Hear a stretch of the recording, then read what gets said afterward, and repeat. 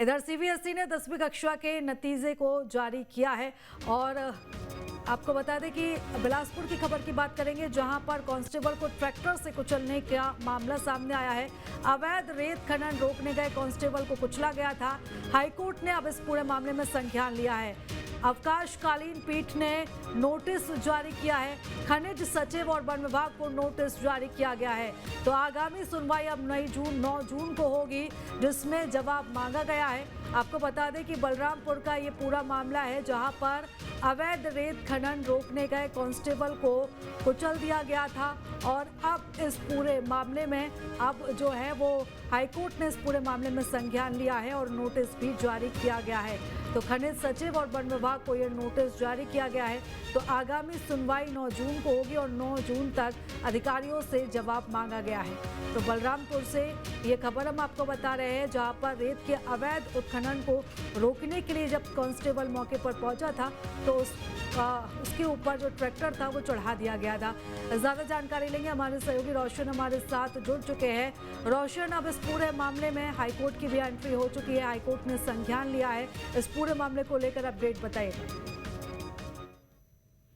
जी बिल्कुल, देखिए जो बलरामपुर में एक घटना बीते दिनों निकलकर सामने आई थी, इसमें एक कांस्टेबल पर जो है वो ट्रैक्टर से कुचलने का जो मामला निकलकर सामने आया था, जिसमें उसकी मौत भी हो गई थी। और इस मामले को लेकर जो है हाईकोर्ट ने इस पर संज्ञान लिया है और अवकाशकालीन जो पीठ होती है हाईकोर्ट की, उसने जो है खनिज सचिव और वन विभाग को नोटिस जारी किया है इस पूरे मामले को लेकर। आखिर किस तरीके से वहां पर जो है वो बलरामपुर में जो घटना निकलकर सामने आई थी, उसमें जिस तरीके से जो कांस्टेबल को कुचला गया था, इस पर अब हाईकोर्ट जो है वो संज्ञान लिया है। और जो अवकाशकालीन जो पीठ है, उसने जो है खनिज सचिव और वन विभाग को नोटिस जारी कर इस मामले को लेकर जो पूरी जानकारी जो है वो मांगी है, क्योंकि एक बड़ा मामला था और लगातार इस तरीके से जो अवैध उत्खनन के मामले सामने आ रहे थे और ऐसे पहली बार हुआ था कि जो कांस्टेबल को जो है कुचला गया था। और ऐसे मामलों पर किस तरीके से नियंत्रण लगाई जानी चाहिए, इसको लेकर जो है हाईकोर्ट ने प्रमुखता से संज्ञान लिया है। और इसमें बिल्कुल रोशन, नियंत्रण रखने की बात तो यहाँ पर की ही जाती है, लेकिन हम लगातार देखते हैं जब रेत खनन से,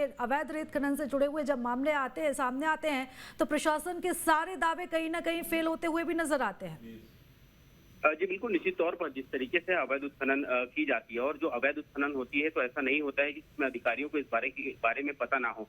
अधिकारियों को जब इस बारे में कुछ पता भी होता है तो फॉर्मेलिटी के लिए ही उस पर कार्रवाई की जाती है, लेकिन उसके बाद फिर से धड़ल्ले से जो है अवैध उत्खनन किया जाता है। और यही वजह है कि इनके जो अवैध उत्खनन करने वाले के हौसले बुलंद रहते हैं और इस तरीके की घटना जो बलरामपुर में हुई थी, वैसी घटना निकलकर सामने आती है। और इस पर कहीं ना कहीं अंकुश लगाने की जरूरत है, क्योंकि अगर किसी आरक्षक के ऊपर अगर वो ट्रैक्टर चलाने की कोशिश करता है, उसे जान से मारने की कोशिश करता है, तो आप समझ सकते हैं कि उसके हौसले किस तरीके से बुलंद होंगे। और उसके हौसले बुलंद होने के पीछे वजह भी रहती है कि प्रशासन का कहीं ना कहीं उन्हें समर्थन रहता है और यही वजह है कि ऐसी घटनाएं सामने आती है। और इसको ही लेकर जो हाईकोर्ट ने इस पर संज्ञान लिया है और खनिज सचिव और वन विभाग को इसमें नोटिस जारी की है। हालांकि इसमें जो सुनवाई है वो 9 जून को एक बार फिर से हाईकोर्ट की ओर से तय की गई है।